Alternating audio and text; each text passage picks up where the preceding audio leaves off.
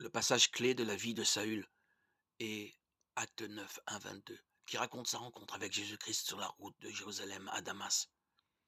Un voyage d'environ 240 kilomètres. Saül était en colère à cause de ce qu'il avait vu et rempli d'une rage meurtrière contre les chrétiens.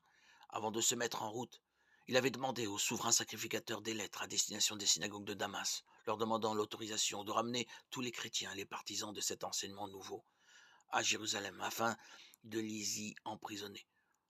En chemin, il a vu une vive lumière qui venait du ciel, qui l'a fait tomber face contre terre. Et il a entendu ces paroles. Saül, Saül, pourquoi me persécutes-tu? Quand il a répondu, qui es-tu, Seigneur? La voix lui a répondu directement et clairement, moi, je suis Jésus, celui que tu persécutes. Soit dit en passant que ce n'était peut-être pas sa première rencontre avec Jésus, puisque certains exégètes pensent qu'il l'avait peut-être connu dans sa jeunesse, voire même été témoin de sa mort.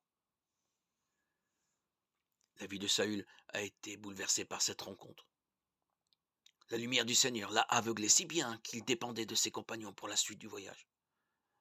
Ainsi que Jésus le lui avait demandé, il a poursuivi son chemin jusqu'à Damas, où il a été contacté par un homme du nom d'Ananias. Celui-ci était d'abord réticent à le rencontrer, parce qu'il connaissait sa réputation d'homme mauvais. Mais Dieu lui a dit qu'il l'avait choisi comme un instrument entre ses mains afin d'annoncer son nom aux non-juifs, aux rois et aux enfants d'Israël. Acte 9.15. Et qu'il souffrirait pour lui. Acte 9.16. Conformément aux instructions de Dieu, Ananias est allé trouver Saül, lui a imposé les mains et lui a raconté sa vision.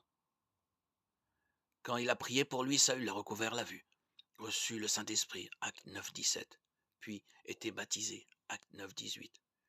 Il s'est immédiatement rendu dans les synagogues afin d'y proclamer que Jésus était le Fils de Dieu, Acte 9.20.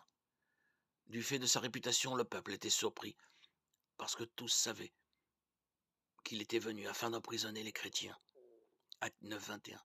Mais que maintenant, il s'était joint à eux. Il prêchait de plus en plus courageusement et les Juifs de Damas étaient confondus par ses arguments qui prouvaient que Jésus était le Messie. Acte 9, 22.